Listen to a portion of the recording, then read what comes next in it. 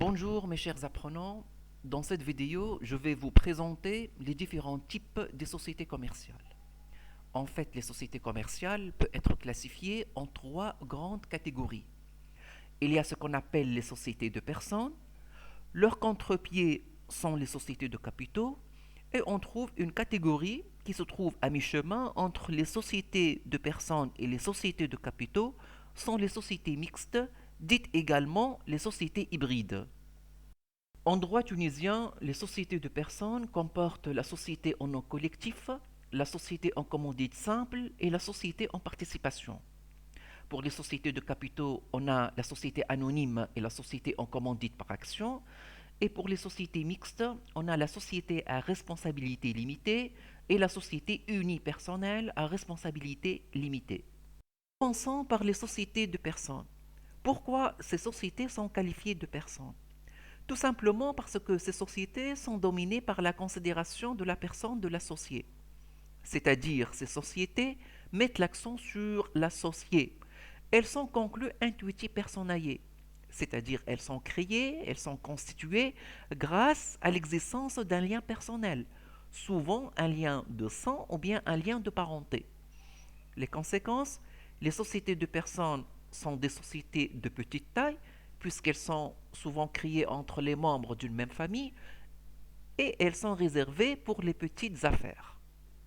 Ce n'est pas le cas pour les sociétés de capitaux, qui mettent l'accent non pas sur la personne de l'associé, mais plutôt sur le capital. Les conséquences, les sociétés de capitaux sont des sociétés ouvertes de grande taille réservées pour les grandes affaires, telles que les activités de banque, de change, de leasing, de factoring, d'assurance, etc.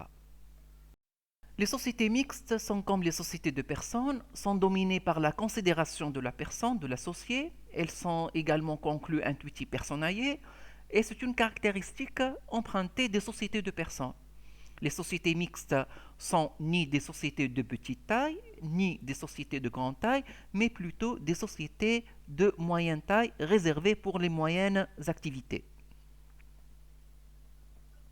Dans les sociétés de personnes, la participation de l'associé au capital social est représentée par une part d'intérêt. La part d'intérêt est la contrepartie directe de la participation de l'associé au capital social.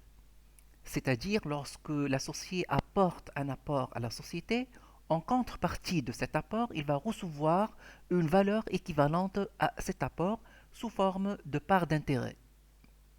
Cette part est librement cessible entre les associés, mais elle n'est pas en principe négociable aux tiers.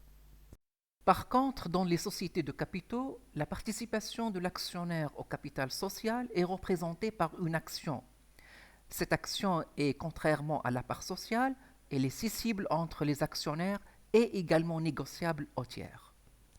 Pour les sociétés mixtes, c'est comme pour les sociétés de personnes, la participation de l'associé au capital social est représentée par une part d'intérêt.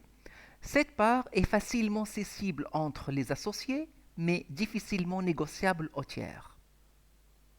Passons maintenant à l'étendue de la responsabilité de l'associé en cas de perte pour chaque catégorie de ces sociétés. Commençons par les sociétés de personnes. À l'égard des tiers, les associés sont personnellement, indéfiniment et solidairement responsables.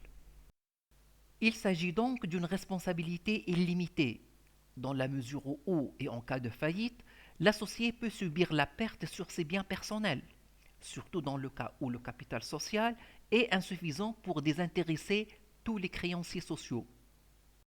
Comme il s'agit également d'une responsabilité solidaire, chaque associé peut être tenu de payer personnellement l'intégralité des dettes sur la totalité de ses biens.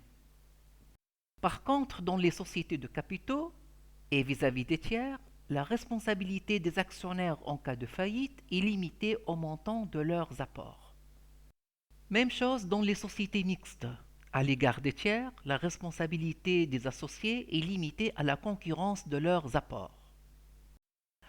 Maintenant, pour l'appellation de chaque catégorie des sociétés, pour les sociétés de personnes, le commerce est exercé sous une appellation dénommée raison sociale. La raison sociale, c'est l'appellation réservée aux sociétés de personnes. Elle doit comporter en principe les noms de tous les associés, comme il est possible de se contenter du nom d'un seul associé suivi du mot et ses compagnies, comme par exemple la société de Chokri et ses compagnies. Pour les sociétés de capitaux, le commerce est exercé sous une dénomination sociale qui peut être librement choisie par les actionnaires. Même chose pour les sociétés mixtes. Il s'agit bien d'une dénomination sociale.